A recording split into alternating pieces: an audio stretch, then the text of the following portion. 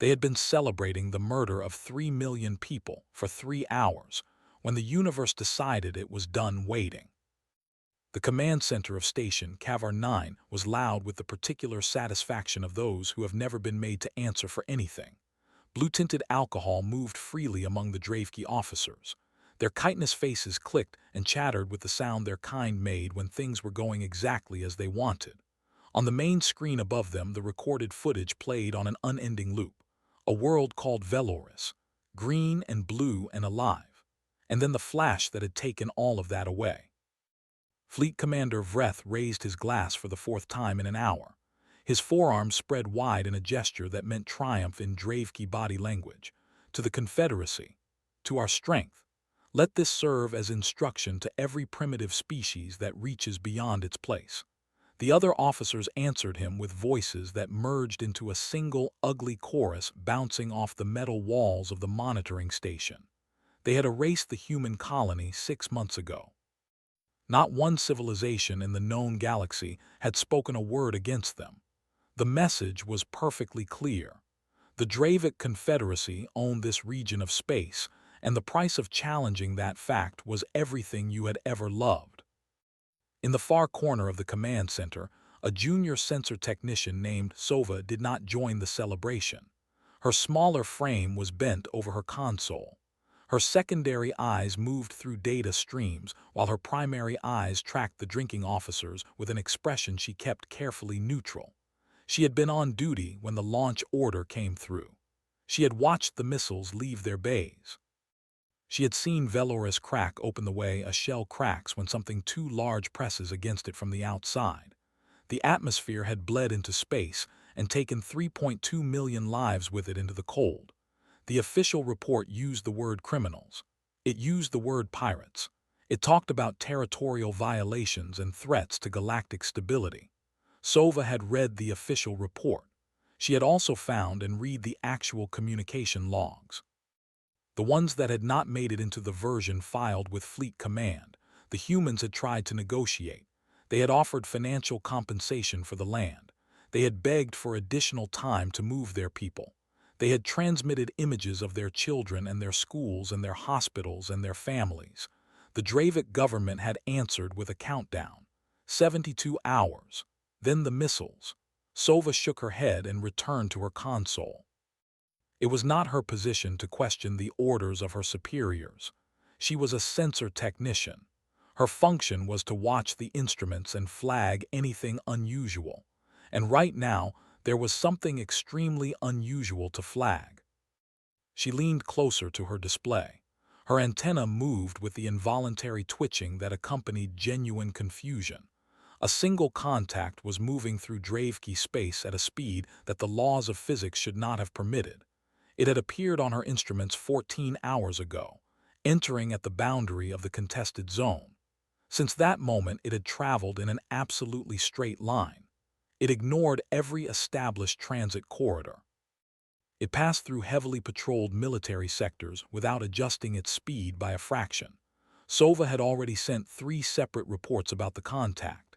Each time her supervisor had dismissed it as a sensor ghost or a processing artifact.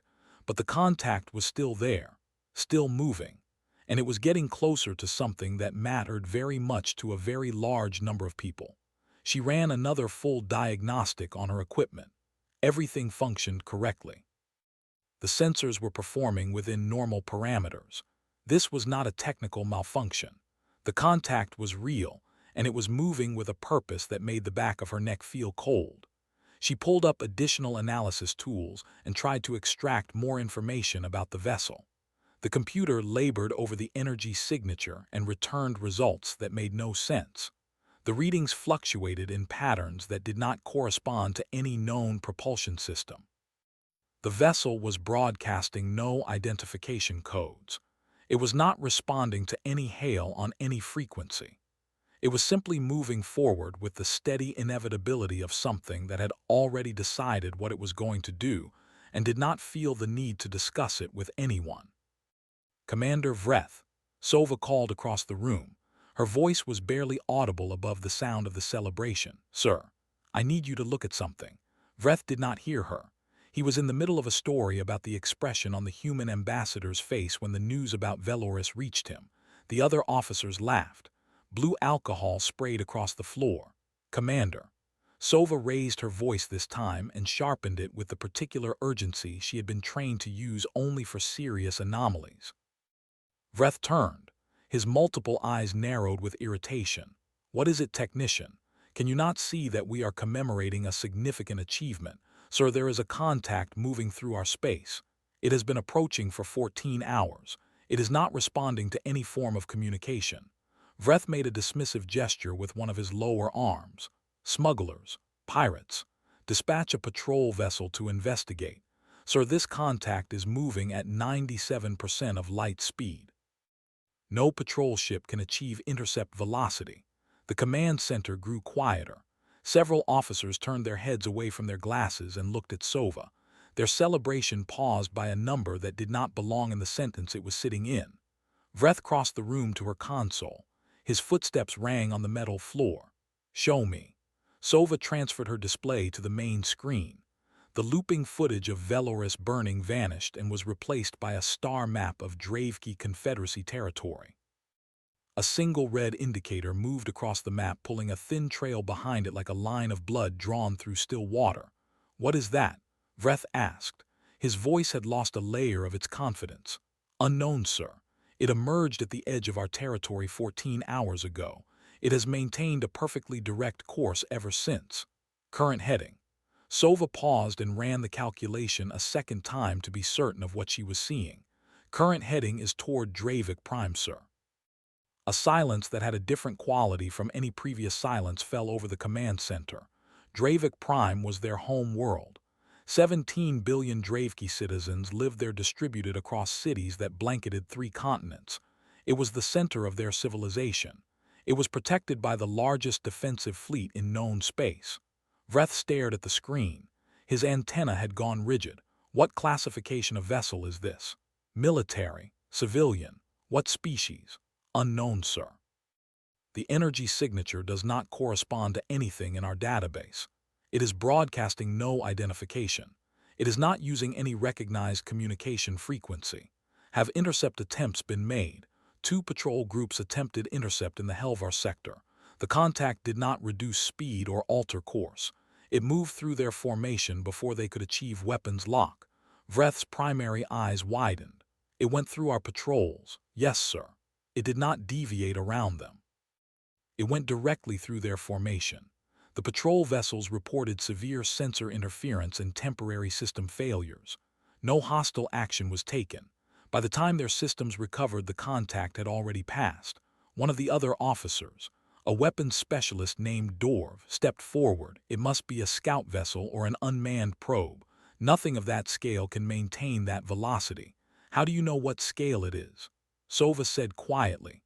Dorv turned toward her. His irritation was visible. "Because only very small craft can achieve that speed. Everyone with basic knowledge understands this." Sova pulled up a secondary display.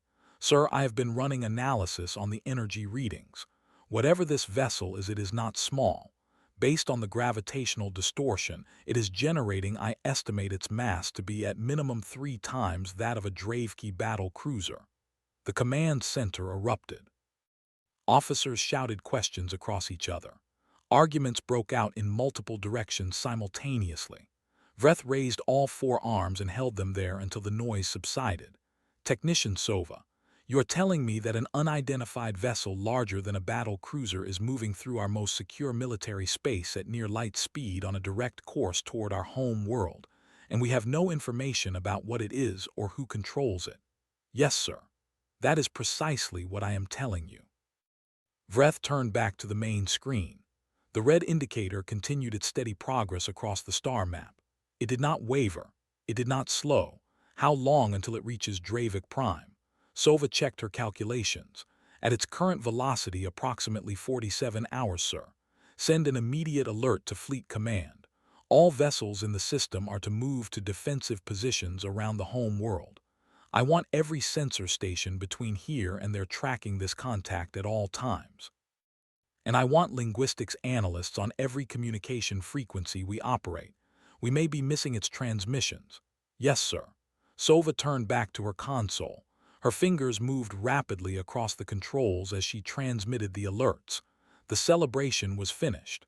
Officers scattered to their stations. The blue alcohol sat forgotten in its glasses. The command center had transformed from a victory party into a war room in under a minute.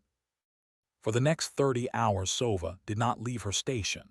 She tracked the contact as it moved through Dravki space with absolutely no variation in speed or direction.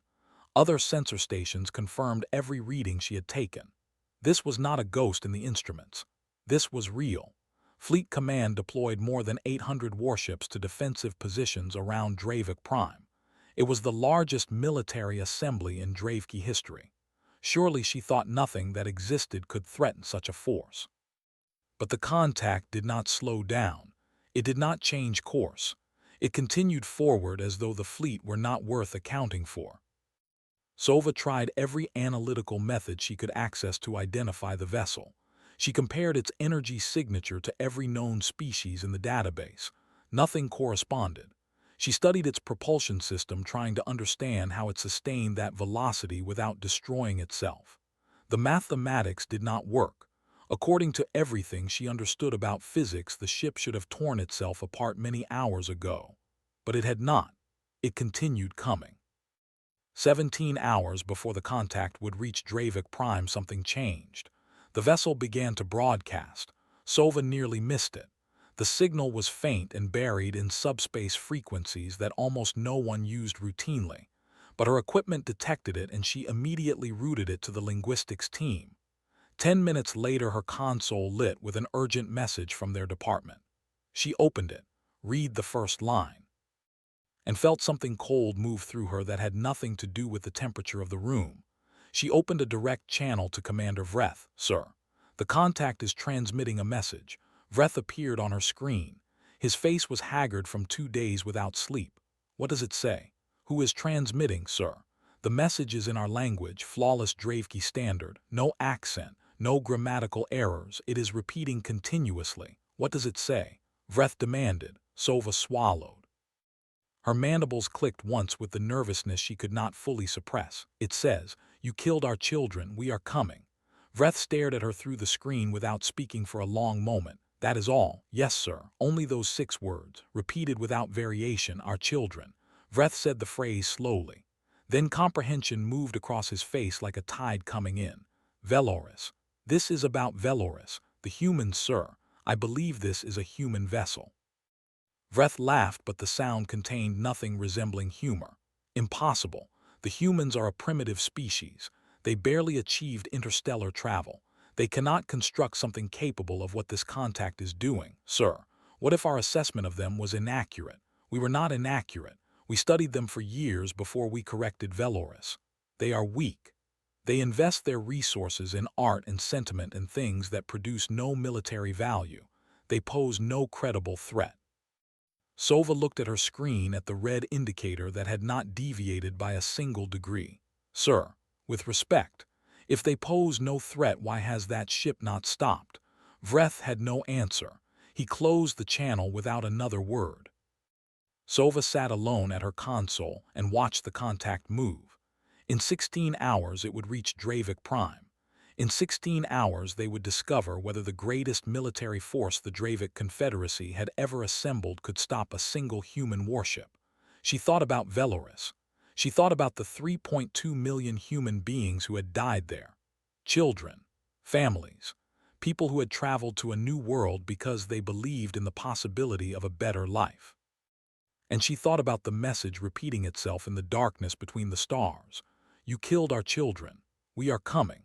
Sova pulled up the footage of Veloris dying and watched it again with eyes that had changed in 6 months of carrying something heavy and unnamed. She saw the missiles hit. She saw the atmosphere ignite and peel away. She saw the world come apart.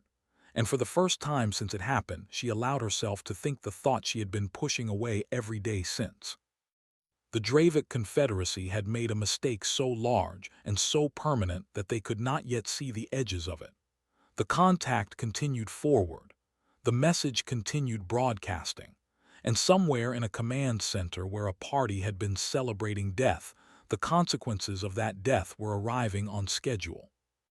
Admiral Moth stood on the bridge of the Dravki dreadnought Unyielding Dominion and watched 847 warships arrange themselves into defensive formation around his home world.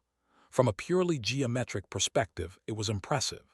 The synchronized movement of hundreds of vessels, each one an engineering achievement, each one carrying enough destructive capacity to crack open a moon.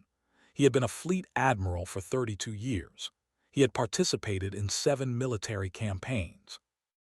He had never been on the losing side of a battle, and today he was positioned against a single enemy vessel. The ratio should have been absurd, 847 to 1, but Moth did not feel the confidence that ratio should have produced. He felt something he had not experienced in decades. He felt afraid. "Status report," he said. His voice was steady in the way that voices are steady when their owners are working very hard to keep them that way. His tactical officer, a younger male named Ren, looked up from his instruments. "All vessels in position, Admiral. Weapon systems charged, shields at maximum. We have overlapping fire coverage across every possible approach vector. And the contact, still approaching, sir. Speed unchanged. Distance 400,000 kilometers and closing. It will enter weapons range in approximately 12 minutes. Moth nodded. 12 minutes until the truth about this vessel would become impossible to ignore. 12 minutes until they discovered whether every intelligence report about human military capability had been correct, or whether they had all been looking at something and seeing only what they expected to find. He walked to the main screen and stared at the stars. Somewhere beyond the range of visual sensors, the human ship was coming. The ship that had traveled 200 light-years of Dravki space without pausing, without slowing, without acknowledging any communication attempt. The ship transmitting those 6 terrible words. "You killed our children. We are coming." "Admiral," Ren called out. "Fleet Command wants to know whether we should attempt communication one more time." Moth considered it. They had been sending transmissions to the human vessel for 30 hours. Thousands of messages on every known frequency in every known language. The humans had responded to none of them. They had simply continued forward broadcasting those 6 words with the steady patience of something that had already decided how this would go. "No," Moth decided. "Their intentions have been communicated clearly. They are not here to negotiate. Prepare to engage the moment they enter weapons range." "Yes, sir." Moth returned to his command chair and pulled up the available information on humans from his personal display. There was not much of it. Species had achieved faster-than-light travel only 40 years ago. They had established a small number of colonies, all of them modest in scale, all of them struggling to develop. Their military consisted primarily of converted cargo vessels and outdated patrol craft. They possessed no dreadnoughts, no carrier groups, no planet-scale weapons. And yet 6 months ago, when the Dravik Confederacy had erased Veloris, the human government had not surrendered. It had not appealed for peace. It had simply gone silent. The intelligence analysts had concluded that the species was in shock, that they were broken and scattered and leaderless, that it would take decades for humanity to recover from the loss of their largest colony. But if that analysis was accurate, then what was this ship? Where had it come from? How had the humans built something capable of moving like this and ignoring Dravki patrol formations as though they were suggestions rather than military assets? 5 minutes to weapons range, Ren announced. Moth set the questions aside. The origin of the ship was irrelevant. What mattered was that it would shortly be destroyed. 847 ships against 1. The outcome was not in question. It could not be in question. "All vessels, this is Admiral Moth. Prepare to fire on my command. Concentrate full output on the target. I want maximum force applied in the first engagement. I want that ship destroyed before it can respond." Acknowledgements came in from the fleet. Weapon officers across 800 ships made their final targeting adjustments. Missile bays opened. Energy cannons powered to full charge. Kinetic accelerators loaded their rounds and tensioned their mechanisms. 2 minutes, Ren said quietly. The bridge fell silent. Every crew member watched their displays. Every eye tracked the countdown. Moth could hear his own breathing. His hearts were beating faster than the situation called for. He disciplined himself. He was a fleet admiral. Panic was not an option. Admiral, the sensor officer spoke suddenly, her voice tight with something between confusion and alarm. I am reading a change in the contact. What is it? The contact, sir. Its energy signature is shifting. The readings are increasing across all bands. It is as though something that was dormant is now activating. Moth leaned forward, activating. What does that mean precisely? I cannot characterize it fully, sir, but power readings are climbing rapidly. Whatever systems were inactive are now coming online. Shields, yes sir, shields are activating, but they are unlike our shields in every measurable way. The energy pattern does not correspond to any shielding technology in our database. I cannot determine their strength from this data. 1 minute, Ren said. Moth gripped the armrests of his command chair. All ships prepare to fire. Stand by. The final seconds moved past in the particular slowness of moments that matter. Every eye on the bridge was fixed on the main screen where the computer projected the estimated position of the human vessel. 30 seconds. Moth drew a breath. All ships targeting locked. Prepare to fire. Visual contact. The sensor officer's shout carried a quality that Moth had never heard in a sensor officer's voice before. The main screen shifted and resolved, and what it showed made the blood in Moth's veins do something he had no prior reference for. The human ship was enormous. Easily twice the displacement of his dreadnought. It hung in space like a monument built from darkness. Its hull was a matte black that did not reflect light but swallowed it. Along its sides, white symbols had been painted in the writing system of the humans, a language Moth could not read. The ship's design was unlike anything in any database he had access to. Sharp angles, aggressive geometry. Every element of it appeared to have been designed for a single purpose without compromise: war. And above the writing in characters large enough to read from thousands of kilometers away was a single word rendered in Dravki script: reckoning. In range. Ren whispered. Moth found his voice. All ships, fire, fire everything. The space around Dravik Prime became violence. 847 warships opened fire in the same moment. Missiles crossed the void in hundreds of burning lines. Energy beams in every color the spectrum offered cut through the dark. Kinetic rounds left their launchers at velocities that made the idea of impact almost theoretical. Every weapon system the Dravik Confederacy had ever developed converged on the human ship called the Reckoning. Moth watched the screen, waiting for the inevitable, waiting for the human vessel to cease to exist under the weight of that assault. It did not cease to exist. The Reckoning's shields activated, and they were nothing like anything Moth had ever seen function as a shield. Instead of the standard bubble configuration that Dravki shielding produced, these shields moved like liquid metal across the hull.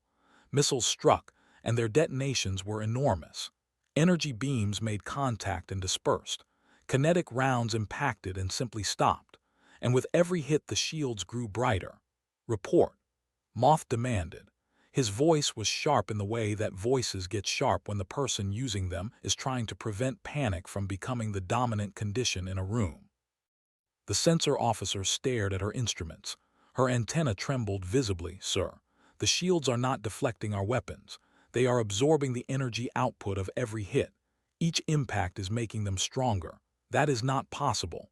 I am reading what the instruments are showing me, sir. The shields are converting weapons' impacts into additional power. They are using our attack to feed themselves. Moth felt the deck beneath his feet shift slightly. Warning indicators appeared across every tactical display on the bridge. Admiral, Ren said. His voice was no longer steady.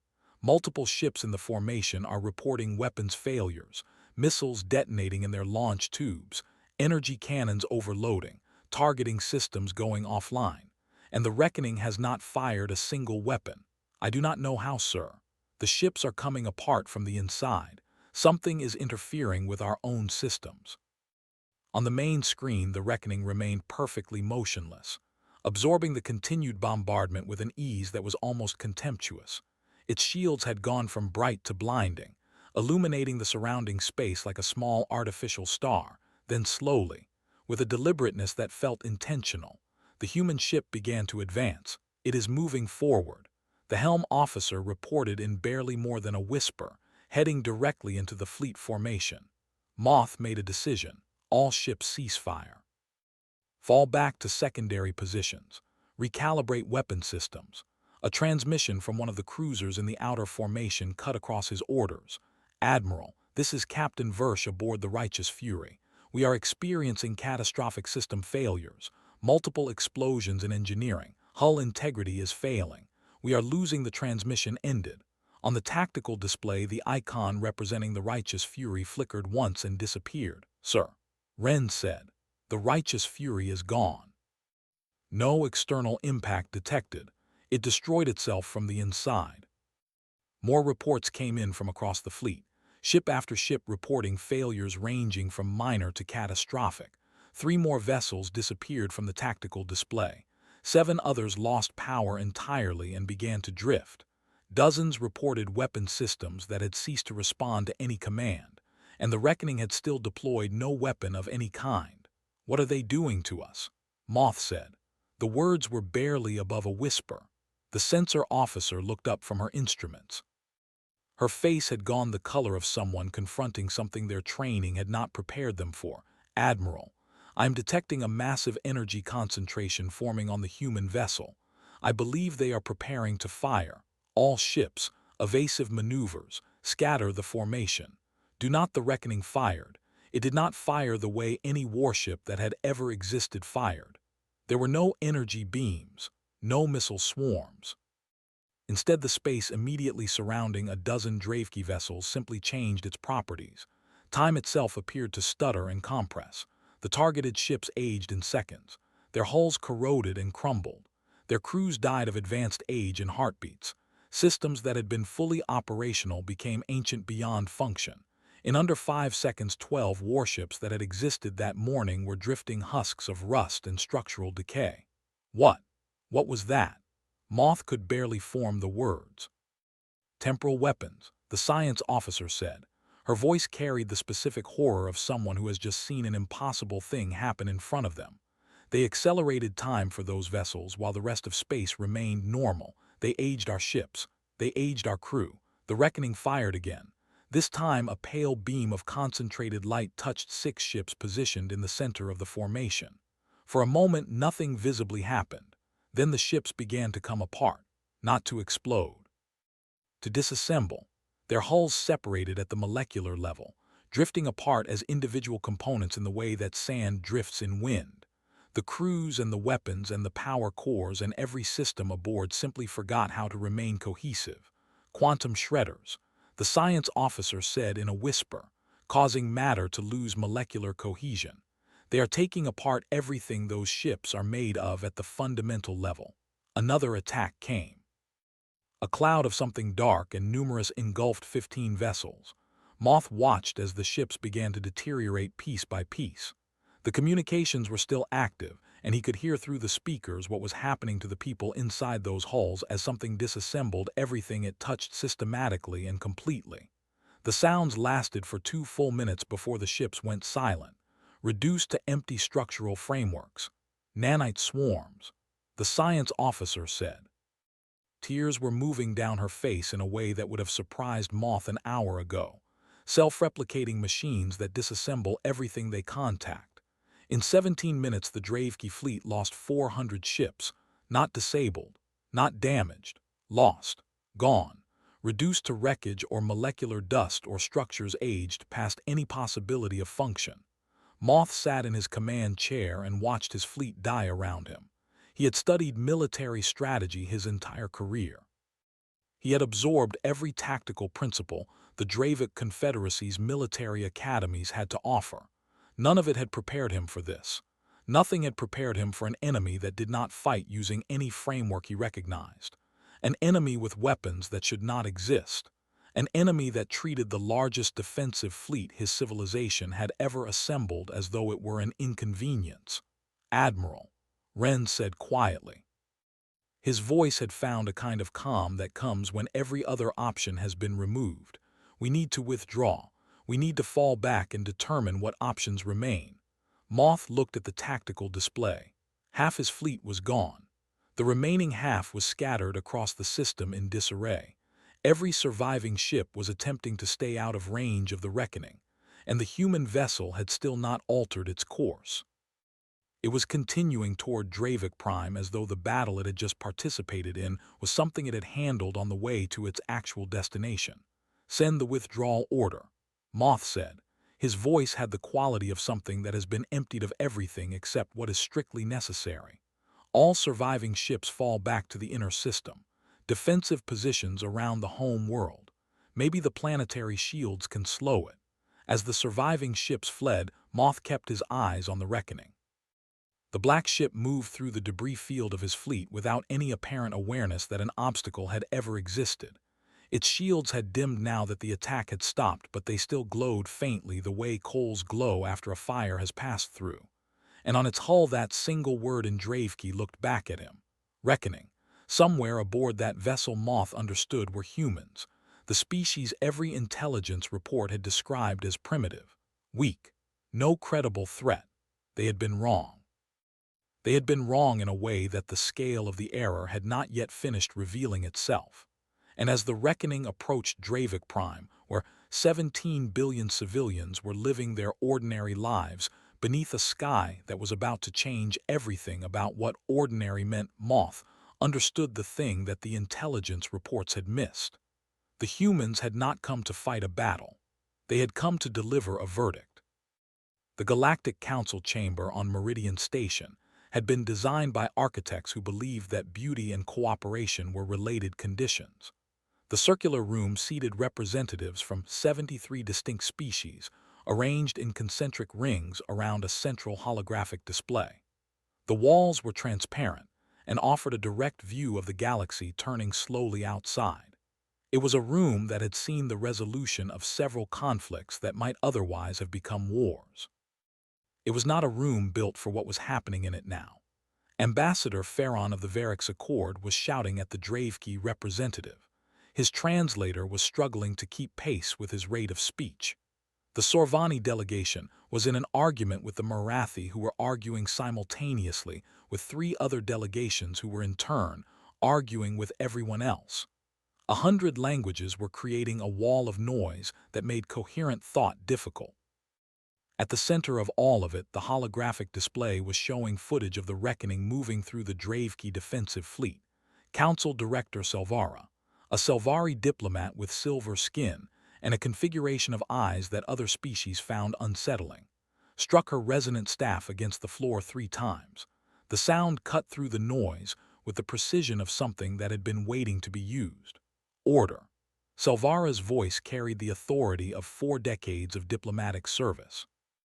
"We will maintain order in this chamber, or I will clear it and make decisions about all of your futures without you present to influence them. Is that position clear?" The delegates settled into their seats. Reluctantly, the tension remained in the air the way smoke remains after a fire. Selvara turned to the Dravki representative. Ambassador Thriel sat alone in his delegation section. He appeared to have aged during the past 48 hours in ways that had nothing to do with time. His chitinous skin had lost its sheen. His antennae hung without their usual animation. "Ambassador Thriel," Selvara said. Her tone held formality but not unkindness. "Please update this council on the current situation." Thriel rose slowly. His forearms hung at his sides without the authority they usually carried. "The human warship reckoning has entered orbit around Dravik Prime. Our surviving defensive fleet has repositioned between the vessel and our home world." But he paused. His mandibles moved with a distress that was visible from across the chamber. "After the destruction of our outer fleet, no one in the Dravik military believes we can prevent an attack on the planet if the humans choose to make one." "How many casualties so far?" asked Ambassador Davin of the Human Assembly. His voice moved through the chamber with the particular quality of words spoken by someone who has already processed their grief and come out the other side of it into something that functions like calm but is not. Thriel turned to look at Davin. Something flickered in his eyes at the look he found there. 413 ships destroyed. 217,462 Dravki military personnel killed. Approximately 300,000 more injured or unaccounted for. Davin nodded slowly. He was an older human. Gray had come into his hair. The lines around his eyes had been deepened by something other than age. He wore a plain black suit with no decoration except for a small pin on his lapel. A green and blue circle representing the world of Veloris. And how many humans did your government kill when it destroyed Veloris? Davin asked. His voice remained completely level. Thriel's antenna drooped further. 3,200,741. According to your own population census data prior to the strike. 3,200,741. Davin repeated. Men and women and children, scientists and farmers, teachers and artists, people who had never held a weapon, people whose only violation was building homes on land your government claimed to own. Ambassador Davin. Selvara interjected gently. This council has previously discussed the circumstances surrounding the Dravki action against Veloris. While many members found the response excessive, it fell within the parameters of the territorial sovereignty accords as currently written. The humans had established a presence in Dravki space without the required authorization. We sought authorization for 3 years, Davin said. We completed every required form. We followed every established protocol. We offered financial compensation. We proposed trade agreements. We offered everything we had except abandoning our families to die in open space. The Dravik government rejected your requests. Selvara began. They rejected our requests and gave us 72 hours to evacuate an entire planet. Davin's composure developed a crack, and what was visible through it was not grief but fury contained by a very thin structure. Do you have any understanding of what it requires to evacuate 3 million people? The number of transport vessels that operation demands. We did not have the time. We communicated this clearly. We requested an extension. 1 additional month, 1 additional week.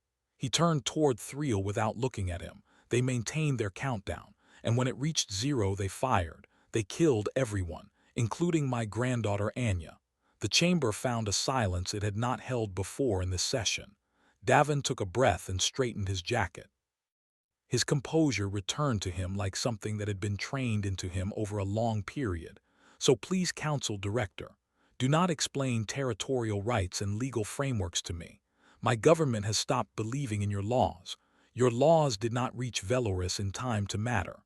Selvara closed several of her eyes, a gesture of distress in Selvari expression.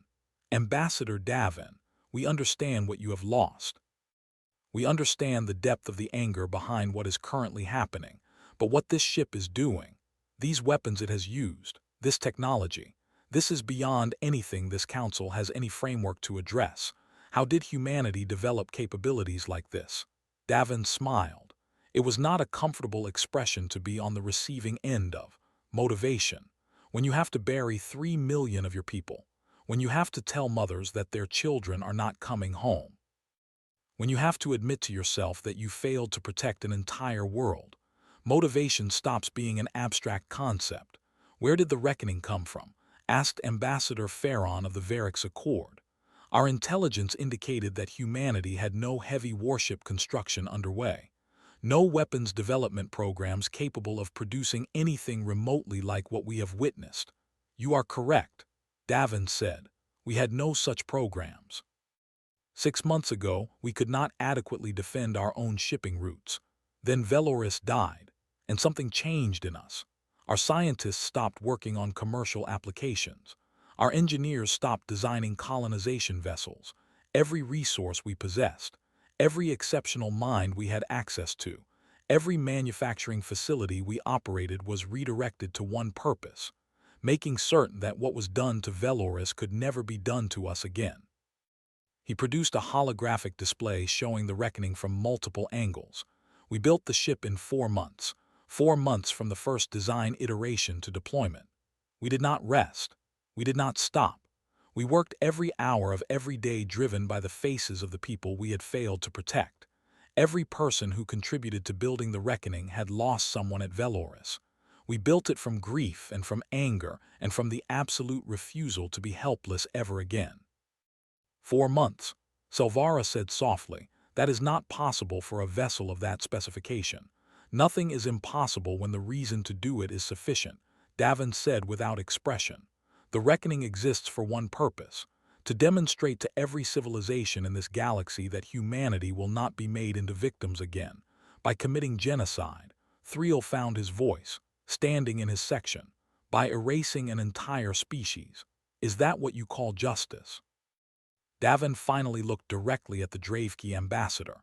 Tell me, Ambassador Thriel, when your government was deliberating over whether to destroy Veloris, did anyone in that room argue for mercy? Did anyone propose a peaceful resolution? Did anyone sit at that table and think about what would happen to the children? Thriel's mandibles moved without producing words. I see, Davin said. So the decision was made with complete awareness of its consequences. You chose to kill civilians. You chose to make an example of us. You chose to show the galaxy that the Dravic Confederacy was powerful and that humans were expendable. He turned to address every delegation in the chamber simultaneously, and you succeeded. You showed the galaxy what you were capable of. And now we are showing the galaxy what we are capable of. And I can assure you all that we have considerably more imagination than anyone in this room anticipated. The holographic display shifted to show real-time footage from the orbital perspective above Dravic Prime. The reckoning hung in orbit, dark and still, while below it 17 billion people looked up at their sky and made the calculations that people make when they are not certain they will survive the day. The reckoning has not attacked the planet. Selvara observed. If humanity's objective is retaliation for Veloris, why is Dravic Prime still intact? Davin's expression shifted, showing something that might have been pain if you looked at it from the right angle, because the commanding officer of the reckoning understands a distinction that the Dravic military apparently did not find relevant. She understands the difference between justice and genocide. She lost her daughter at Veloris. Her name was Lena Solano. She was 17 years old. She loved music. She had decided she was going to become a physician. She died when the atmosphere she was standing in burned away. He paused. Captain Solano could destroy Dravic Prime at this moment. She has the weapons, she has the anger, but she also has something your government did not demonstrate when it made its decision. She has restraint, she has the capacity for mercy. Two things that were apparently absent from the room where Veloris was sentenced. Then what does she want? Thriel asked. The desperation in his voice was unambiguous. What will cause the humans to withdraw? I do not know, Davin admitted. She is no longer operating under orders from our government. She took the reckoning before it was formally commissioned. She departed without authorization. We have been attempting to contact her for 6 months without any response. This produced a new current of alarm through the chamber. You are telling us, Selvara said, her voice precise and careful as someone diffusing something, that the most capable warship in the galaxy is controlled by a human who has suffered a devastating personal loss and is functioning entirely outside the authority of your government. Yes, and you have no mechanism for stopping her. We could not stop her even if we believed we should, Davin said. The reckoning was designed by people who understood what they were designing and why. It has no external shutdown capability, no remote override systems. Captain Solano has absolute control of that vessel, and she answers to no authority except her own judgment. This is completely irrational. Ambassador Farron breathed. One individual should not possess this kind of power. One government should not possess the power to erase 3 million lives without facing consequences. Davin responded immediately. But here we are. You all sat in this room 6 months ago and watched the footage of Veloris being destroyed. Every single delegation in this chamber had the opportunity to condemn the Dravic government, to impose meaningful sanctions, to demand reparations, to do anything that might have communicated to humanity that the rest of the galaxy believed our lives had value. He looked around the chamber and made eye contact with individual delegates. You did nothing. You made speeches about territorial sovereignty. You discussed the danger of setting precedents. You worried about the political cost of confronting a powerful civilization over the deaths of a weak one. So we drew the only conclusion available. Justice in this galaxy belongs to those with the strength to take it themselves. Selvara struck her staff again, more gently than before. "What would you have this council do, Ambassador Davin? How do we reach a resolution?" Davin smiled again with the smile that held no warmth. "Contact Captain Solano. Ask her directly. But I will offer some advice before you try. Do not suggest she demonstrate mercy to the people who killed her daughter. Do not ask her to withdraw for the sake of galactic peace, and do not threaten her with military action. We all observed what happened to the last military force that attempted to stop her." He sat back down, his posture making clear he had finished speaking. Salvara turned to the holographic display which still showed the reckoning in orbit above Dravik Prime. "Open a channel to the human vessel. All available frequencies." The communications officer worked for several minutes before turning to report that the reckoning was not responding to contact attempts. "Keep trying," Salvara ordered. For 3 hours the council attempted to establish communication with Captain Solano. They transmitted in every human language. They used emergency frequencies. They had Ambassador Davin record a personal plea for a response. Nothing worked. The reckoning remained silent in its orbit, present like a question that no one knew how to answer. Then, just as Salvara was preparing to adjourn the session in frustration, the communications officer gasped with a sound that brought every conversation in the chamber to an immediate stop. "We have a response. Audio transmission only. Routing it through now." The chamber held its breath as a human voice filled the air. A woman's voice. Calm, cold. Speaking perfect galactic common with an accent that carried the cadence of someone who had decided what mattered to them and had removed everything else from consideration. "This is Captain Myra Solano of the Human Warship Reckoning. I have received your communications. I acknowledge your concern. However, this matter exists between humanity and the Dravik Confederacy. The rest of this galaxy established their position clearly when Veloris died. You chose inaction. You chose to observe. So you will observe again, Captain Solano." Salvara said quickly, "We understand your grief. We understand the need for justice. But surely there is a path through this that does not require additional deaths." There was a silence that lasted long enough to have a weight. When Solano spoke again, her voice had softened slightly, into something that was almost but not quite sad. "Director, do you have children?" Salvara blinked several of her eyes. "I do. 3. Imagine them dead. Imagine them burning. Imagine understanding that you might have saved them if you had been stronger, if you had moved faster, if you had been better at the one job that mattered. Can you imagine that?" "Yes," Salvara said. Her voice was smaller than it had been a moment ago. "Now imagine the people responsible for their deaths have resumed their ordinary lives. Imagine they celebrate.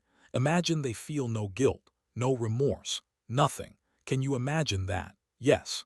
That is where I exist now, Director. That is my entire life. A place where my daughter is gone and the people who took her do not even know her name. So please do not ask me to show mercy. Do not ask me to walk away. Do not ask me to find a way to let this go." "What will you do?" Thriel asked. His voice had broken somewhere in the middle of the question. Another pause. When Solano spoke again, her voice had become something harder and more final. "You will see. The galaxy wanted to observe. So observe." The transmission ended. In the council chamber, 73 species sat in complete silence and looked at the image of the reckoning. And on Dravik Prime 17 billion people looked at their sky and addressed prayers to whatever they believed in. Captain Myra Solano stood alone on the bridge of the reckoning and looked at the planet below her. Dravik Prime filled the view screen. Blue oceans, green continents, cities that caught light and returned it. Clouds moving in the patient patterns that clouds move in on worlds that do not yet know what is coming. From orbit it was beautiful. It was alive. It looked the way Veloris had looked 6 months ago from the same distance. Behind her, the bridge ran on its own momentum. Her crew of 147 humans moved through their duties with the practiced efficiency of people who have been doing something long enough that grief no longer interferes with function. Every face she could see carried the same compressed expression. Sorrow and anger and a determination that had burned down into something very dense and very quiet. Every person aboard the reckoning had lost someone at Veloris. Family, friends, the people they had loved. They were all here for the same reason. They were here to make sure those deaths were not absorbed by the universe without consequence. Captain, her tactical officer said quietly. Lieutenant Tomas Reyes had lost his wife and both of his sons at Veloris. He had presented himself for the Reckoning's crew within hours of construction beginning. He had not been the first. All systems are ready. Weapons fully charged. We are in optimal firing position. Solano did not turn around. Thank you, Tomas. She pulled up a display on her personal screen showing the population distribution across Dravik Prime. 17,400,000,000 civilians, children in educational facilities, adults in offices and production centers, elderly people in parks, ordinary people, people who had not directed the missiles toward Veloris, people who might not have agreed with the decision if they had been asked, people who were innocent in the way that the people of Veloris had been innocent. Her personal communicator showed another message from Ambassador Davin. She had received dozens over the past weeks. She had read none of them. She understood what they would say. Return home. Let the government's processes work. Do not sacrifice yourself. Do not become the thing you fought against. But Davin did not understand the specific nature of what she had become. The moment Veloris died, the moment her daughter's last transmission was interrupted by static and then silence. Mayra Solano had stopped being a starship captain and had become something else, something the universe had needed but had not yet had a name for. She opened another file on her display, audio recordings from Veloris in its final hours. She did not play them. She had heard them so many times they lived in her without needing to be heard again. She looked at the timestamps, the escalating urgency in the voices requesting evacuation assistance, the moment when the requests became pleas. The moment when the pleas became the kind of sound that people make when they understand that no help is coming. Her daughter's recording was in there. Timestamp: 173 minutes before the missile struck. Mom, I am scared. They say the countdown is almost finished. They say we are going to die. I wanted to tell you I love you. I wanted to tell you I am not angry with you. You did everything you could. I know you did. I love you. The recording ended.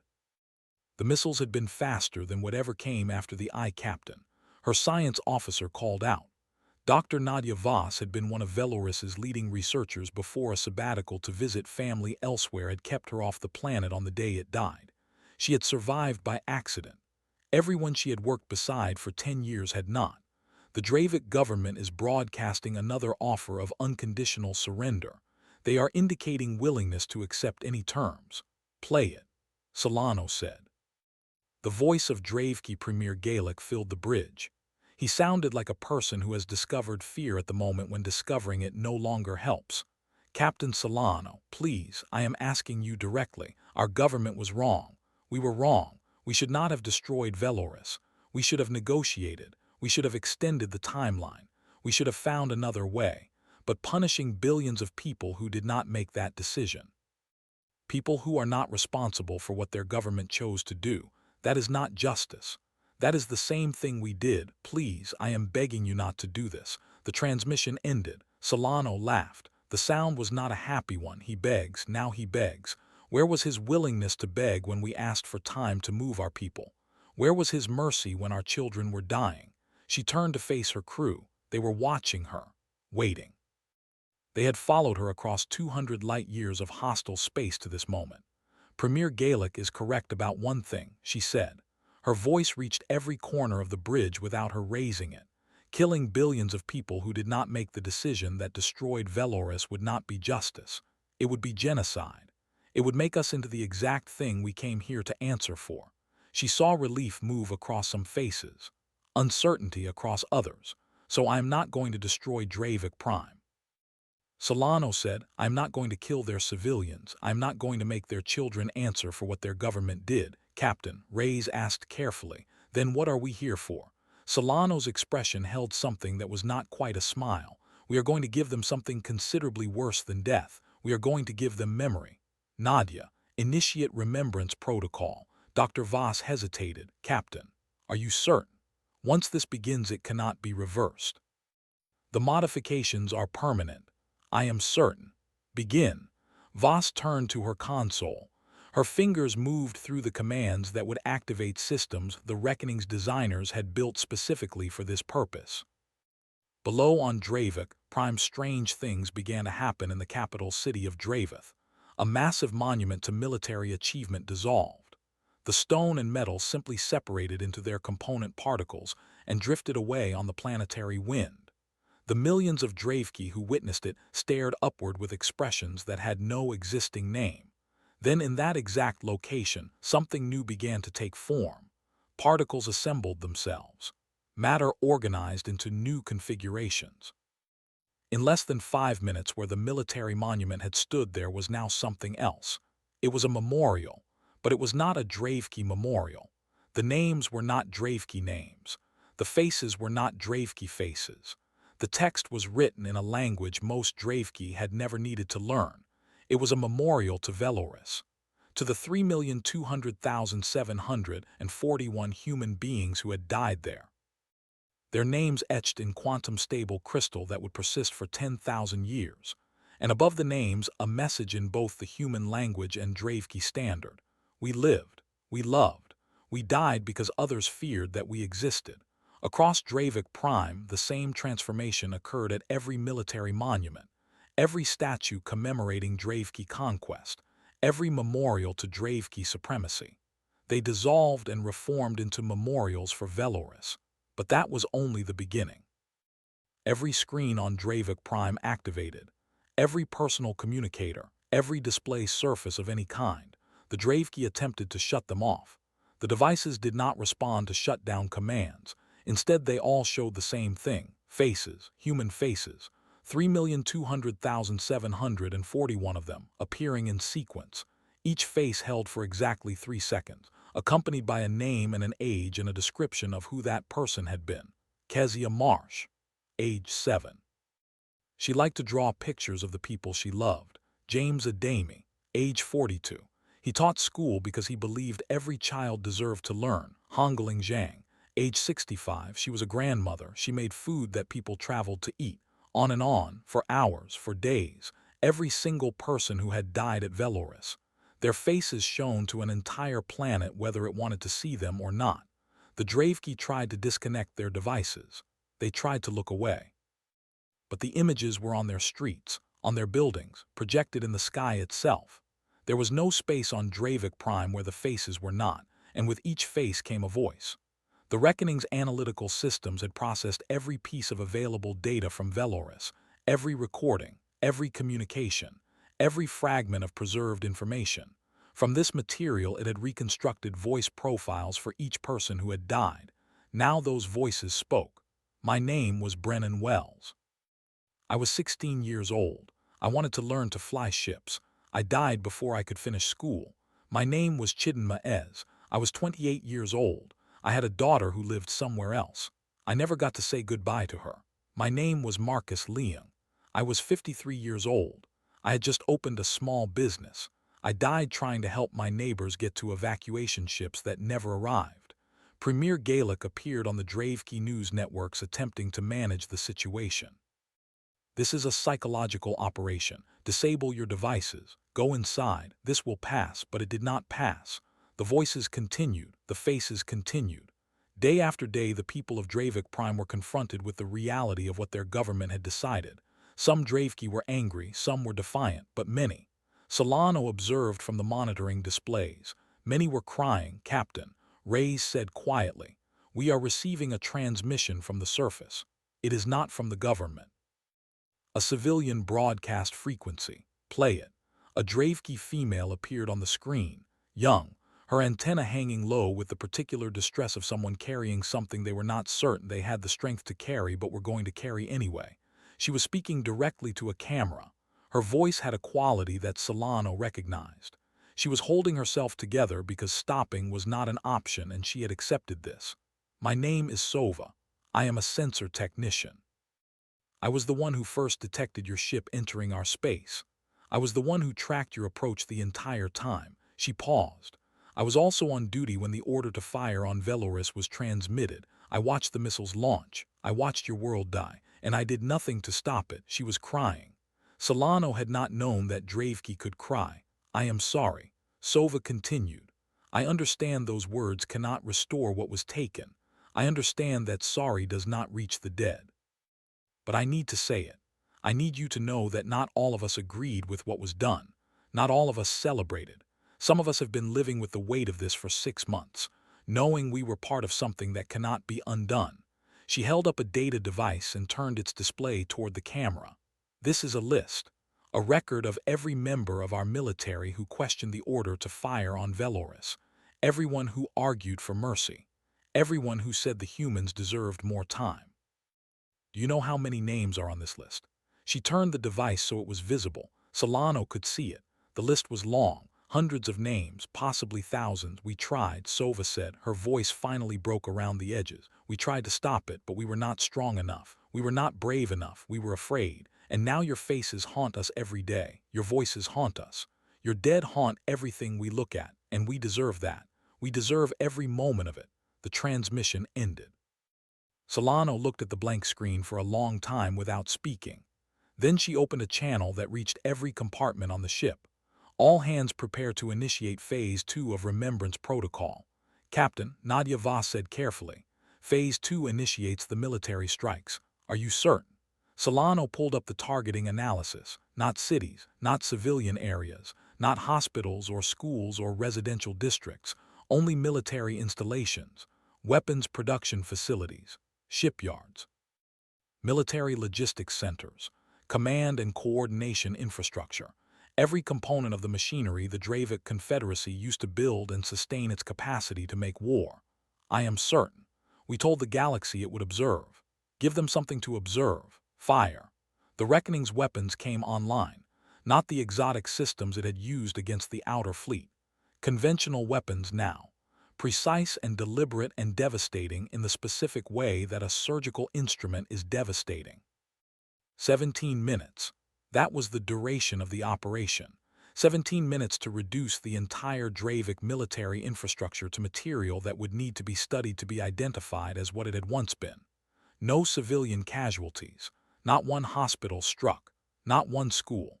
Not one ordinary life ended. Just the cold, deliberate removal of the ability to conduct organized violence against others. When it was finished, Solano opened a channel, not just to Dravik Prime. To the entire planet. To the entire galaxy. My name is Captain Myra Solano. 6 months ago your government killed my daughter. They killed 3,200,741 human beings. They did this to establish a point. They did this to demonstrate to the galaxy that the Dravik Confederacy was powerful and that humanity was something that could be erased without consequence. She paused and looked at the world on her view screen.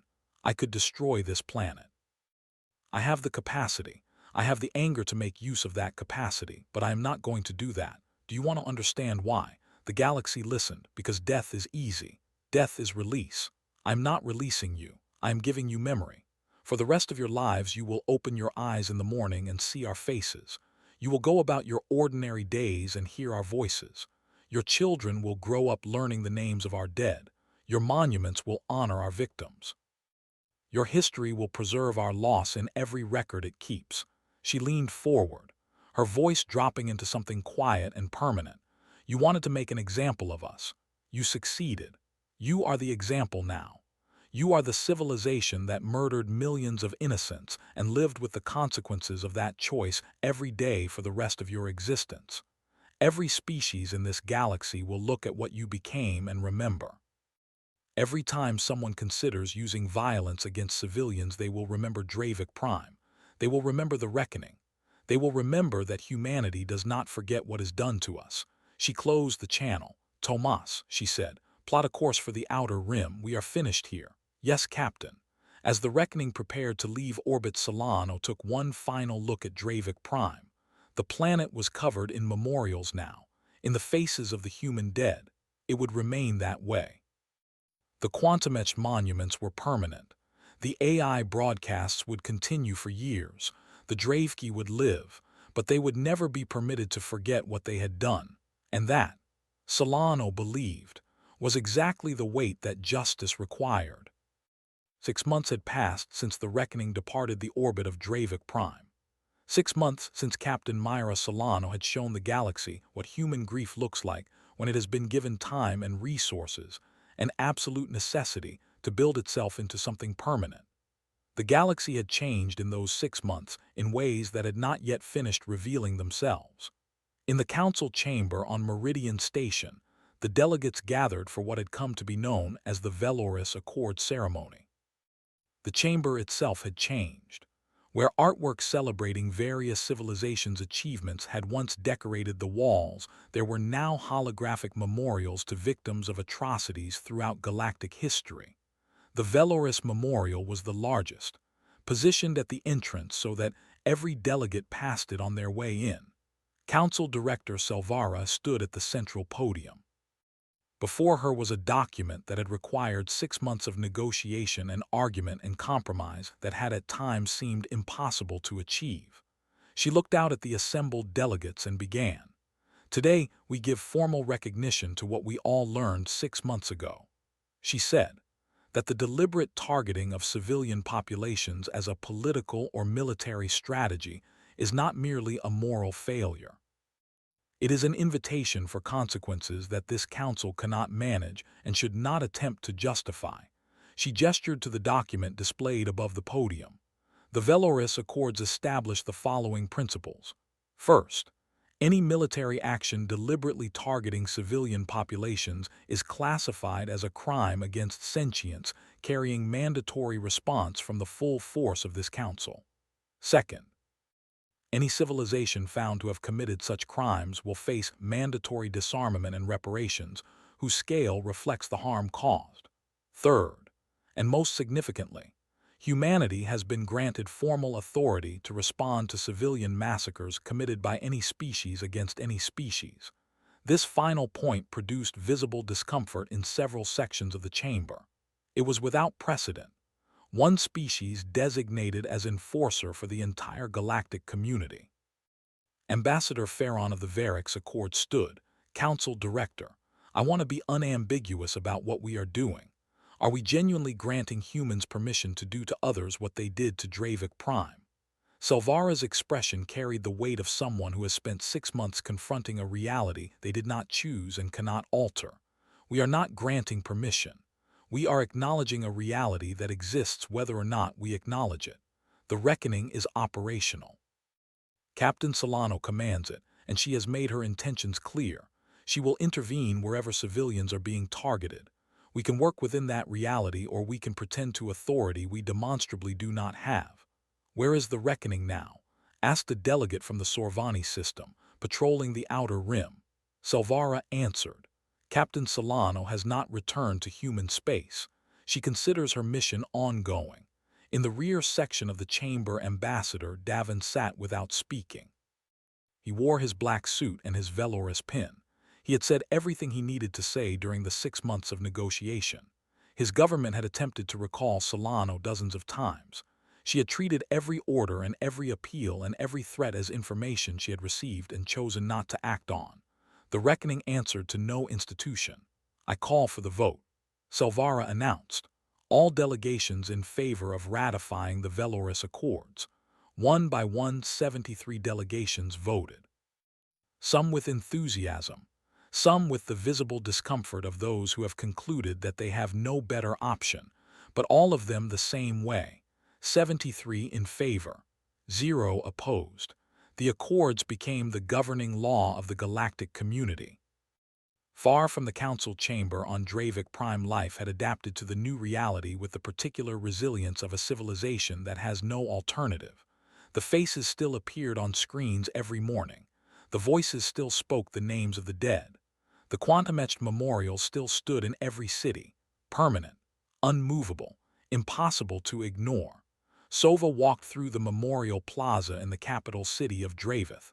It had once been Dominion Square, a space where military parades had demonstrated Dravki power. Now it was covered in human names and human faces. Thousands of Dravki came here every day, some to protest the presence of what they considered an occupation of public space, some to mourn what their civilization had become. Some, like Sova, came simply to try to understand.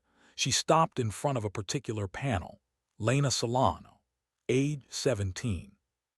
The holographic display showed a young human girl with dark hair and eyes that were focused on something off-camera with an expression of private amusement.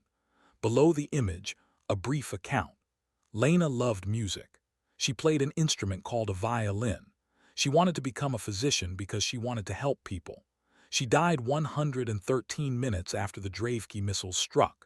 She was volunteering in a medical shelter when it lost structural integrity.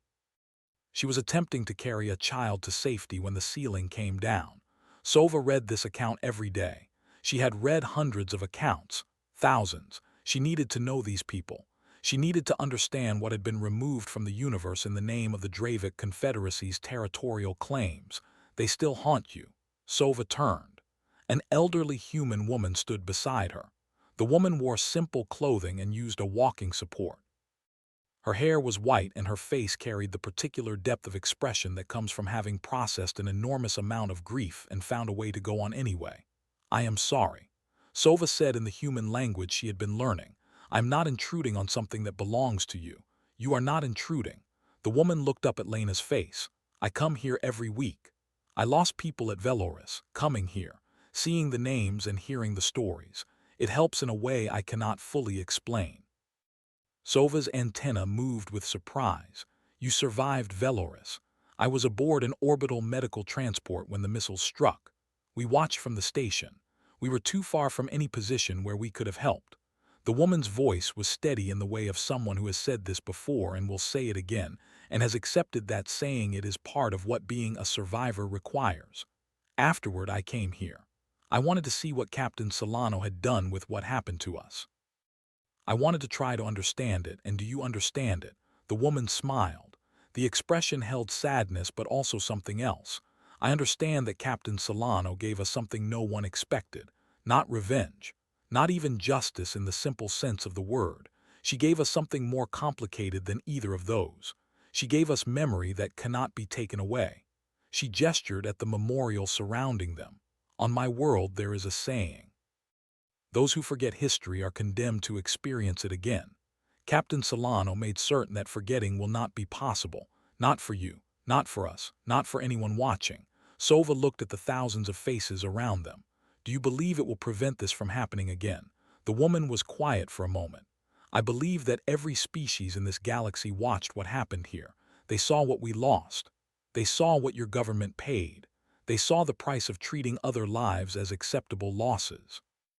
Turned to Sova. "What do you think? Has it changed anything here?" Sova was quiet for longer than the question required. "It has changed everything. Our military no longer exists in its previous form. Our government is being rebuilt from its foundation. Our society is questioning assumptions we held for generations without examining them." She looked at Lena's face. "And we cannot escape what we did. Every morning we see your faces. Every day we hear the voices. It is a kind of suffering. It is punishment, and it is the only form of punishment that makes any sense." The woman reached out and placed her hand on Sova's arm gently. "My name is Petra Davin. My granddaughter Anya died at Veloris. She was 6 years old." Sova felt moisture forming in her eyes. She had not known Dravki could cry until 6 months ago. "I am so sorry. I can see that you are." Petra's hand pressed gently. "And that is why what the captain did is working. Because people like you exist. People who can look at what was done and feel the actual weight of it. People who will make certain it does not happen again." They stood together for a time without speaking. A Dravki sensor technician and a human grandmother surrounded by the carved names and hovering faces of the dead. In another part of the galaxy, the Kethali Dominion was in emergency council. Grand Dominus Scar stood before his military advisors. His scaled face held the frustration of someone whose plans have been made unexpectedly complicated by external developments. "Explain to me again why we are not proceeding with the Marathi operation." His chief military strategist, a younger Kethali named Vren, pulled up a holographic display showing the reckoning moving through the Dravki fleet. "Sir, we have analyzed every available moment of footage from the Dravki incident. The humans have capabilities we have no defense against: temporal disruption, quantum shredding, molecular nanite swarms, and we must assume those represent only what they chose to demonstrate. The reckoning is a single ship, Scar said. One vessel controlled by one rogue captain. We have a fleet of thousands. Yes, sir. And the Dravki had 847 ships. The reckoning destroyed 400 of them in 17 minutes without sustaining any damage. Vren pulled up another display. Economic projections. But the weapons are not the most significant consideration, sir. Look at what happened to the Dravki civilization. Trade sanctions from 70 species. Reparations obligations that will take decades to meet. Complete military dissolution. They went from a major regional power to a supervised territory in 6 months. He brought up the images of the memorials covering Dravik Prime. And this. Every day their population sees the faces of the humans they killed. Every day they are reminded of the decision their government made. It is dismantling their society. Psychological damage assessments indicate the memorial broadcasts alone are having effects worse than a conventional military strike on the civilian population would have produced. Scar stared at the displays. He had been planning an operation against the Marathi colonies for 2 years. The Marathi held resources the Cathali required. Targeting their civilian settlements would have been the most efficient path to forcing surrender. Would have been, cancel the operation, Scar said. Vren could not fully conceal his relief. Yes, sir. A sound decision. Do not tell me it is sound. Tell me it is necessary. Tell me we have no choice because one human captain with a ship full of grief has become the enforcement mechanism for an entire galactic community against our will. Yes, sir. That is the accurate description of our situation. Scar dismissed his advisors and remained alone in his command chamber. He pulled up the recording of Solano's final transmission from Dravik Prime. The one the entire galaxy had heard. Death is easy. Death is release. I am not releasing you. I am giving you memory. He had listened to this dozens of times. Each time it sent something cold moving through him, not because of the words themselves, but because of what they represented. The humans had discovered something more effective than weapons. They had found a way to make punishment continue indefinitely. They had found a way to weaponize the capacity to feel that what you have done was wrong. The Marathi colonies would be safe. The Cathali would find other paths to the resources they needed. Paths that did not end with eternal memorials and voices that could not be turned off, because no one, Scar understood, wanted to become the next lesson. On the bridge of the reckoning, Captain Myra Solano looked at the star map and tracked the region of the outer rim where her ship was currently positioned. Captain, Reyes said from the tactical station, we have a transmission from Fleet Command. They are ordering our return to human space. Acknowledged. Delete the message. Yes, Captain. The 47th recall order treated the same way as the 46th that had preceded it. Her home government wanted the reckoning decommissioned and her return to something resembling normal accountability. They wanted the galaxy to return to something resembling normal. Solano understood that normal was not a condition that was available anymore. She had changed things permanently. She had known she would. Nadia, she called to her science officer, status of the Remembrance satellites. Dr. Voss pulled up a display, all functional, Captain. We have deployed units in orbit around Dravik Prime, around the ruins of Veloris, and at 14 other significant locations throughout the galaxy, all systems broadcasting continuously. The memorials remain stable. Good. The Remembrance satellites were Solano's insurance against her own mortality. If the reckoning was destroyed, if she died, the memorials would continue. The faces would keep appearing. The voices would keep speaking. For centuries. For millennia. No one would forget Veloris regardless of what happened to her or her ship. Captain, her communications officer said, we are receiving a message from an unusual source. Civilian frequency from Dravik Prime. The sender identifies herself as Sova. Solano went still. She knew that name.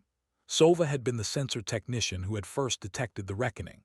She had also been the one who had broadcast that apology 6 months ago. Play it. Sova's face appeared on the screen. She looked older than the recording from 6 months ago, more tired, but her eyes held something that had not been there before. Captain Solano, I do not expect you to respond to this message. I do not expect you to believe that it matters, but I needed to tell you something. The memorials you created are doing what you intended them to do. My people are changing. We are teaching our children about Veloris. We are learning your language in our schools. We are trying to understand what we did and understand why it was wrong rather than just accepting that it was wrong because you are stronger than us. She paused. I know this does not restore your daughter to you. I know this does not reach the 3 million people who are gone. But I wanted you to know that your message was received. Not just heard, received. We will not forget. I can tell you that with certainty. We will never forget. The transmission ended. Solano looked at the screen for a long time after Sova's face disappeared from it. Then she turned to face her crew. Plot a course to the Haveth sector. There are reported tensions there. Civilian populations are in potential danger. Yes, Captain. As the reckoning turned toward its next patrol, Solano allowed herself a moment of something she had not permitted herself often in 6 months. She had not saved her daughter. She had not prevented Veloris. Those facts were permanent and she carried them every day. But perhaps she was preventing the next Veloris. Perhaps she was making it difficult enough and costly enough that the calculation would not be made again. If that was her work now, she accepted it. She would do it for as long as she was capable of doing it. In the council chamber, the delegates were dispersing after the ratification. Ambassador Davin remained standing before the Veloris memorial. After a while, Silvara came to stand beside him. Your government is not satisfied with Captain Solano's methods, she observed. No, Davin said.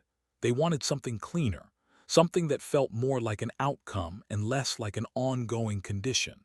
Something that did not involve a captain operating without authorization wielding weapons that have no precedent. But you understand her. Davin touched the Veloris pin on his lapel. I lost my granddaughter Anya at Veloris. She was 6 years old. She liked to paint. She would have been 7 next month. He was quiet for a moment. Captain Solano did what she believed was right. She made certain that Anya and everyone else who died at Veloris would not be absorbed into history without leaving a mark. I am not in a position to condemn her for that. The galaxy is afraid of her, Silvara said. That is a reasonable response, Davin said. Fear causes people to think more carefully before killing children. If the cost of civilian safety is that every civilization in this galaxy is concerned about whether the reckoning might appear in their sky, I accept that trade without hesitation. What if she becomes what she fought against? What if the reckoning becomes a tool of oppression? Then we address that problem when it exists rather than when we are afraid it might, Davin said. But right now, for the first time in a very long time, civilian casualties in galactic conflicts are at nearly zero. Species are negotiating rather than attacking. The strong are thinking twice before crushing those with less power. That is because of Myra Solano. That is because every civilization that considers a military strike against civilians first looks at their sky and wonders. He turned to go, then paused. You asked what if she becomes a tyrant. I ask what if she is exactly what this galaxy required. Silvara had no answer. On the outer rim, the reckoning continued its patrol, silent and watchful and present. Across the galaxy on 1,000 worlds, people looked at their screens and saw the faces of Veloris's dead. They learned the names. They heard the stories. They carried the memories of people they had never met. A Marathi parent teaching her children about Veloris and what it meant. A Sorvani historian recording every face, every name to preserve them for future generations. A Kethali artist creating works in memory of humans she would never know but could not forget. The memorials were everywhere now, not just on Dravik Prime but spreading across the galaxy as individual civilizations made the choice to build their own testaments to what Veloris had been. Museums were opening. Educational programs were incorporating the history. Veloris had become something that a tragedy alone cannot become. It had become a permanent lesson. A warning written into the living culture of dozens of species. Never again, not as aspiration, but as informed choice grounded in recent memory. On a small colony world in the frontier territories, 2 species that had been approaching open conflict sat down at a negotiation table instead.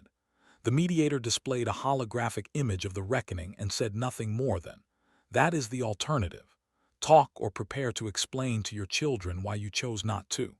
They talked. In a military academy on the Selvari home world, young officer candidates studied the engagement at Dravik Prime, not primarily for its tactical content, though the tactics were studied, not primarily for the weapons deployed, though those were analyzed extensively. They studied it for the moment when Captain Solano had possessed the capability to eliminate 17 billion lives and had chosen not to.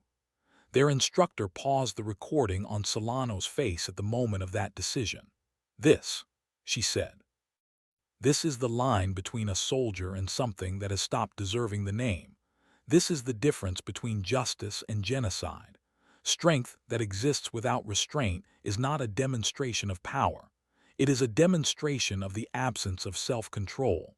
These cadets remembered what they were shown. Aboard the Reckoning in her private quarters, Solano sat with a single photograph, printed on actual paper in the old way. A young woman with dark hair and eyes that caught light in the same way her mother's did, holding a violin, smiling at something just outside the frame with the particular expression of someone who has found something genuinely worth smiling about. Lena Solano. She touched the edge of the photograph. "I did it," she said to the image. "I made certain they remember you. I made certain that what happened to you meant something to the universe. I made certain that no other mother has to learn what I learned in the way I learned it." There was no answer, and there would never be an answer, and Solano had made her peace with that fact, if peace was the right word for the thing she had made with it. Lena was gone. She had burned away 6 months before her 18th birthday, but her face was alive on 1,000 worlds. Her name was alive in 1,000,000 memories. Her story was alive in the conscience of an entire galaxy that had finally been made to understand that some deaths cannot simply be left where they fell. Solano stood and returned to the bridge. Her crew was at their stations, watching the instruments, ready for the next situation, the next conflict, the next moment when someone somewhere would need a reminder delivered in the language they were most equipped to hear. "Status report," she said. "All systems nominal, Captain. Patrol route clear. No conflicts currently detected in this sector. Good. Maintain course and speed. Keep sensors active." "Yes, Captain." The Reckoning moved through the dark, a black ship against the black of space, nearly invisible except for the faint trace of its drive field. Behind it, memorials stood in dozens of cities on dozens of worlds. Ahead of it, the next crisis existed somewhere not yet identified. And throughout the galaxy, beings of every species and every culture and every world looked at their sky and thought about a human warship named the Reckoning. They thought about the faces of the dead. They thought about what cruelty costs when the people you have been cruel to have learned that they do not have to accept the cost. Not all of them were changed by the thought. The galaxy contained enough capacity for violence that one ship and one woman and one terrible grief could not eliminate it entirely. But enough were changed. Enough paused. Enough looked at what they were about to do and decided that some prices were more than they were willing to pay. A Dravki child asked her mother about the human faces that came onto every screen every morning. The mother sat down to the child's level and explained carefully and honestly what her government had done, about the decision that had been made, about the people who had died, about the importance of carrying that knowledge forward rather than setting it down. "But why do we have to keep looking at their faces?" the child asked. "It makes everyone feel bad." The mother touched her daughter's face. "We look at them because not looking would be worse. We look at them because 3 million people died and they deserve to be mourned by the civilization that ended them. We look at them because if we stopped looking we might convince ourselves that it was not as bad as it was and we might do something like it again. Do you understand?" The child thought about this seriously, the way children think about serious things when they are being trusted with the actual truth. "I think so. We remember so that we can become better than what we were." "Yes," the mother said, "exactly that. We remember so we can become better than what we were." And that in the end was what Captain Myra Solano had given the galaxy. Not simple revenge, not even simple justice. She had given it something that required more courage to offer and more honesty to receive. A mirror, a clear and permanent reflection of what the galaxy looked like at its worst and what it was capable of choosing instead. She had given them the faces of the dead and the weight of memory. She had given them a choice that would renew itself every morning when the faces appeared on the screens, and every evening when the voices said the names. Learn from this, or face the reckoning again. Most were choosing to learn. 6 months after the reckoning departed Dravik, prime violent incidents involving deliberate civilian targeting had dropped by 78% across the galaxy. 6 months after Myra Solano showed the universe what human grief looks like when it has been given purpose, the powerful were thinking more carefully before using that power against those without it. It was not perfection. It was not the end of violence, but it was measurably better. And in the cold dark of space, a black warship continued its patrol, carrying the memory of 3,200,741 souls who had asked only for the chance to build their lives in peace. They were gone, but they would not be forgotten.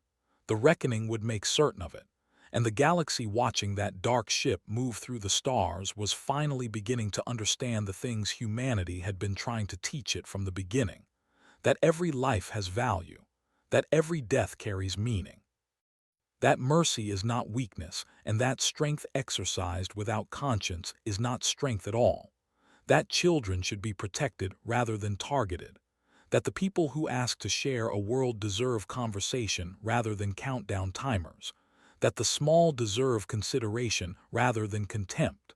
These had been human values for a very long time, and now enforced by human grief and human will and human weapons that should not have been possible to build in 4 months, but had been because the motivation was sufficient. These values were becoming something that belonged to the galaxy as a whole, not through conquest, not through domination, through memory, through the permanent presence of the dead in the conscience of the living, through the simple, unavoidable truth that some things done cannot be undone. They can only be remembered and learned from and carried forward so that they do not have to happen again. Captain Myra Solano stood on her bridge and looked at the stars ahead and allowed herself the smallest possible version of peace. Her daughter would never come home. Veloris would never exist again. The 3 million would not return from wherever the dead go, but they would never be forgotten. Not while she lived, not while the reckoning flew, not while the satellites broadcast and the memorials stood. And that, she believed, was the kind of permanence that mattered, the only kind, the kind that asks the living to be better than the dead deserve to experience. The reckoning moved forward into the dark, carrying its cargo of grief and purpose, and the absolute refusal to let what was done to Veloris become something the universe was permitted to forget. Behind it, a changed galaxy learned slowly and imperfectly, and against its own resistance, to be something more than what it had been. And somewhere in the space between stars, 3,200,741 voices found a way to say in unison what they had always deserved to be able to say. We lived. We mattered. Remember us. The galaxy was listening, and this time it would not stop. If this story reached you, if it made you feel the weight of what it was carrying, then do something with that right now. Hit the like button. Let us know this one connected with you. And subscribe to the channel so you never miss another story like this one. We tell these stories because they deserve to be told and because you deserve to hear them. Subscribe, turn on notifications, and we will see you in the next one.